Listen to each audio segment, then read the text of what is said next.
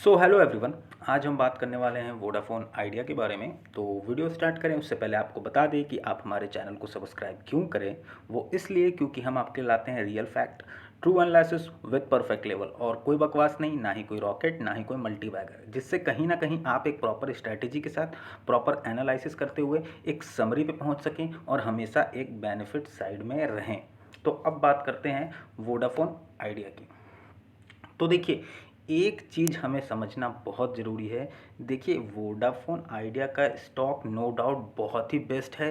2021 में सबसे अच्छा तो नहीं, लेकिन कहीं ना कहीं बेनिफिशियरी स्टॉक साबित हो सकता है वोडाफोन आइडिया, पहली चीज़। लेकिन दूसरी चीज़ ये भी समझना है कि वोडाफोन आइडिया को लेकर के हम एंट्री कब लें, हमें अलर्ट कब रहना है, और हमारे लॉसेस होने के चांसेस कैसे कम हों वोडाफोन आइडिया में। तो देखिए, दो चीज़ें ध्यान दीजिए। अगर अभी हम टेक्निकल एनालिसिस करते हुए वोडाफोन आइडिया को देखते हैं, तो जी हाँ, वोडाफोन आइडिया हमें कहीं ना कहीं ऊपर की तरफ मूव करता हुआ दिखता है। लेकिन वहीं अगर हम मार्केट की न्यूज़ को देखें, मार्केट सेंटिमेंट्स को देखें और फंडामेंटल्स देखें, तो थोड़ा बहुत हमें कन्फ्यूज़न राइज होता है कि क्या वोडाफोन आइडिया वाकई ऊपर की तरफ मूव करने वाला है या नहीं। तो इन दोनों चीज़ों पे आज बात करेंगे। तो वीडियो को ज़रा से भी स्किप मत कीजिएगा, प्लीज़ पूरी वीडियो देखिएगा ताकि कोई पॉइंट मिस ना हो। तो चलिए शुरू करते हैं। देखिए, सबसे पहली चीज़ हमने आपको अपनी पिछली वीडियो में बताया था कि वोडाफोन आइडिया जो 8 रुपये 90 पैसे के लेवल से, सॉरी, 8 रुपये 90 पैसे से लेकर के 9 रुपये 20 पैसे तक के लेवल से ऊपर की तरफ मूव करेगा। ठीक है जी। उस समय हमने ये भी बताया था कि 5% का कैपिटल यूज़ करते हुए एंट्री करने का बहुत अच्छा समय है, ये भी हमने आपको बताया था। उसके बाद प्राइस कहीं ना कहीं अभी जो 10 रुपये 5 पैसे के आसपास आपको दिख रहा होगा, पहली चीज़। देखिए, दूसरी चीज़ ध्यान क्या देना है कि अगर हम एक चीज़ देखें, देखिए ध्यान दीजिए। देखिए, अगर हम देखें यहाँ पे, तो सबसे बड़ी चीज़ जो हमें दिखती है वो देखिए, एक मिनट, देखिए, अगर हम यहाँ से एक डिमांड जोन ड्रॉ करें, ये देखिए, देखिए हमें साफ तौर पे दिखता है कि वोडाफोन आइडिया, अगस्त की बात हो, प्राइस नीचे की तरफ आया और फिर वापस कहाँ गया, ऊपर की तरफ मूव कर गया। इस डिमांड जोन में आते ही वोडाफोन आइडिया ऊपर की तरफ मूव कर रहा है। देखिए, इस बार भी ये डिमांड जोन में आया एंड ऊपर की तरफ मूव कर गया। ठीक है। अगर बात करें अगस्त की, या फिर बात करें अक्टूबर की, या फिर बात करें हम जनवरी की, प्राइस बार बार डिमांड जोन के पास आ रहा है और ऊपर की तरफ मूव कर रहा है। ये ध्यान दीजिए यहाँ। और ये डिमांड जोन की बात करें तो ये डिमांड जोन है 7 रुपये 20 पैसे से लेकर के 8 रुपये 90 पैसे तक। ठीक है जी, 8 रुपये 90 पैसे नहीं, सॉरी, 9 रुपये 20 पैसे तक। अब देखिए, एक चीज़ ध्यान दीजिए, जो सबसे बड़ी चीज़ ध्यान देने वाली बात क्या है। देखिए, हम देख रहे हैं अगेन एंड अगेन जो प्राइस है ये अपने डिमांड जोन से ऊपर की तरफ मूव तो ज़रूर कर रहा है, लेकिन अगर हम एक शेयर होल्डिंग पैटर्न को देखें तो हमें क्या समझ में आता है कि शेयर होल्डिंग पैटर्न में लगातार जो इंस्टीट्यूशनल इन्वेस्टर्स हैं लॉन्ग टर्म में, वो अपनी स्टेक को घटाए जा रहे हैं और रिटेल इन्वेस्टर लगातार अपने स्टेक को बढ़ाए जा रहे हैं। और मुझे अलर्ट करने का यही सबसे मेन रीज़न है कि इंस्टीट्यूशनल इन्वेस्टर जो एफआईज हैं या फिर डीआईज हैं, दोनों अपनी स्टेक को घटाए जा रहे हैं और रिटेल इन्वेस्टर अपनी स्टेक को बढ़ाए जा रहे हैं। अब देखिए, यही सिनेरियो हुआ था यस बैंक के सामने, जब उसकी प्राइस 60 से 70 रुपये के आसपास की थी। रिटेल इन्वेस्टर ये सोच रहे थे अब तो इससे प्राइस ऊपर ही जाएगा, नीचे जा नहीं सकता है। और वहीं पे जो एफआईज और डीआईज थे, वो अपने स्टॉक को, वो अपने होल्डिंग्स को लगातार बेच रहे थे और रिटेल इन्वेस्टर लगातार उसे परचेस करते जा रहे थे, अपने होल्डिंग्स बढ़ाते जा रहे थे। और उसके बाद प्राइस जो है सडनली जो गिरा वो आपके सामने है। तो चलिए अभी आगे और बात करना है। तो देखिए, बात करें नॉर्मली, अगर एक सिंपल सी बात करें तो अभी बहुत सिंपली टेक्निकली हमें ये समझ में आता है कि वोडाफोन आइडिया अपने सपोर्ट लेवल पे आया और यहाँ से उसने बाउंस बैक दिखाया। ठीक है, बहुत अच्छी बात है, बाउंस बैक दिखाया। लेकिन एक चीज़ जो हमें समझना चाहिए कि वोडाफोन आइडिया ने बाउंस बैक तो ज़रूर दिखाया है, लेकिन मार्केट में न्यूज़ की नेगेटिव इफ़ेक्ट होने के बाद भी बाउंस बैक दिखाया है। ये भी चीज़ हमें समझना ज़रूरी है कि मार्केट में अगर बात कर ले अभी जो सब्सक्राइबर बेस कम हुआ है वोडाफोन आइडिया का, या फिर बात कर ले एजीआर ड्यूज़ को भी लेकर के, तो इन दोनों में से अगर हम पॉजिटिव सेंटीमेंट की बात करें तो जी हाँ, पॉजिटिव सेंटीमेंट बिल्कुल नहीं आई है, लेकिन फिर भी प्राइस में हमें एक अच्छा खासा फ्लक्चुएशन देखने को मिला है।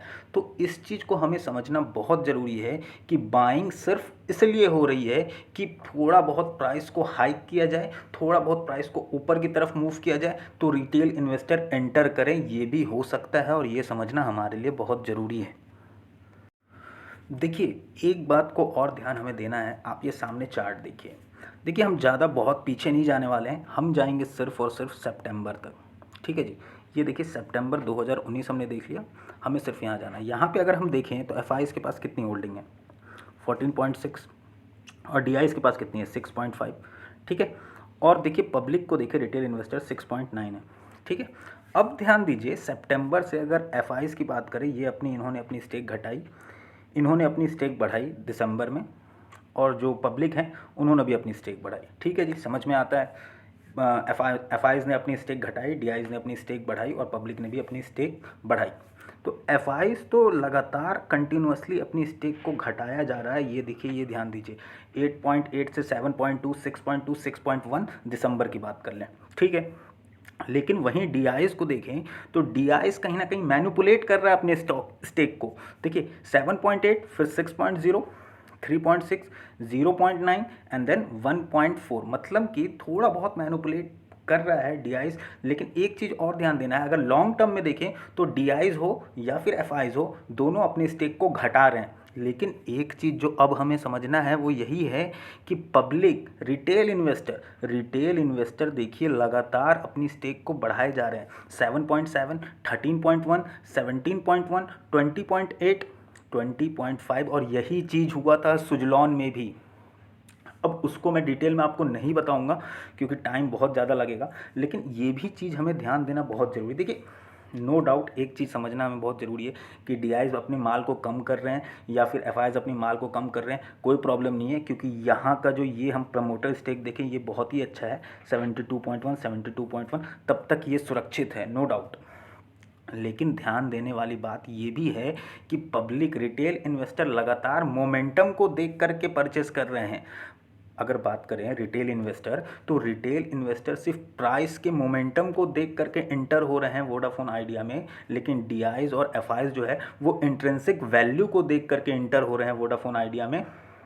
या फिर बात करें डीआईज की, तो वो कहीं ना कहीं डिमांड जोन पे आने के बाद इंटर हो रहे हैं वोडाफोन आइडिया में। लेकिन पब्लिक और रिटेल इन्वेस्टर की बात करें तो वो कहीं ना कहीं प्राइस के मोमेंटम को देख करके, प्राइस के फ्लक्चुएशन को देख करके इंटर हो रहे हैं, और वो ये चीज़ इसमें साफ दिखता है।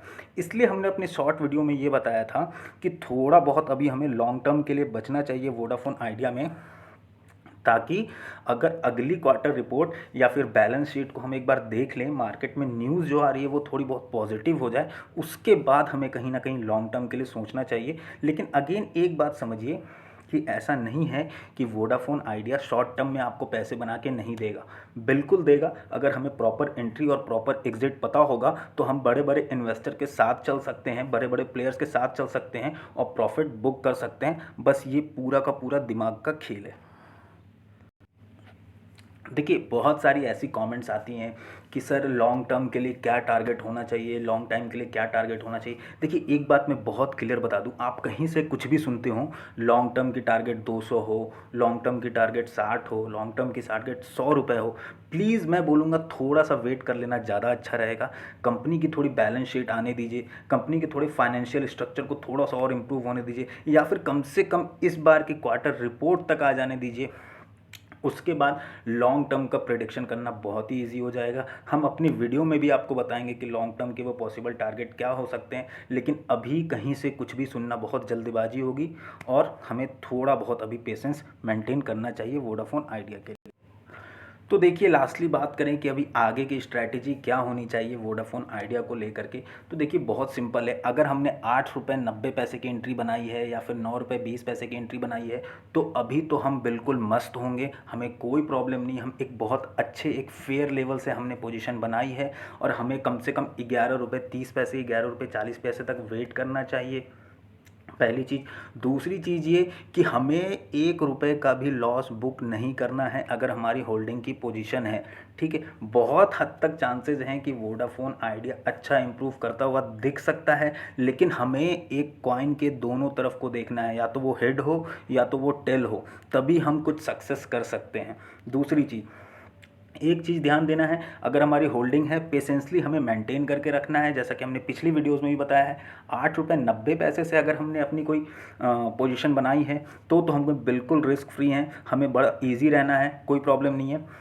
और एक चीज़ और, हमें लॉस में अपनी बुकिंग नहीं करनी चाहिए कहीं ना कहीं।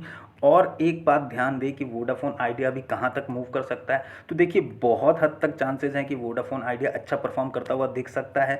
13 रुपये 80 पैसे इवन 14 रुपये को क्रॉस कर सकता है, लेकिन मार्केट में थोड़ी बहुत पॉजिटिविटी आनी बहुत ज़रूरी है। तो थोड़ा पेशेंस रखिए, वोडाफ़ोन आइडिया आने वाले दिनों में बहुत अच्छा इंप्रूव दिखा सकता है। अगर हमारी क्वान्टिटी बहुत ज़्यादा है तो हमें 11 रुपये 30 पैसे 11 रुपये 40 पैसे पे अगर लॉस नहीं हो रहा हो तो हमें अपनी क्वांटिटी थोड़ी बहुत कम करनी चाहिए। तो आज के लिए सिर्फ इतना ही। हम बात करेंगे आगे वोडाफ़ोन आइडिया में कल इवनिंग में 3 बजे से 5 बजे के बीच में। अगर आपने अभी तक हमारे चैनल को सब्सक्राइब नहीं किया है तो कर लीजिए प्लीज़, और इस वीडियो को एक लाइक ज़रूर करें, क्योंकि अगर आप लाइक करते हैं तो हम भी मोटिवेट होते हैं और डेली में आपके लिए वीडियो लाते हैं। So thank you so much everyone for watching this video.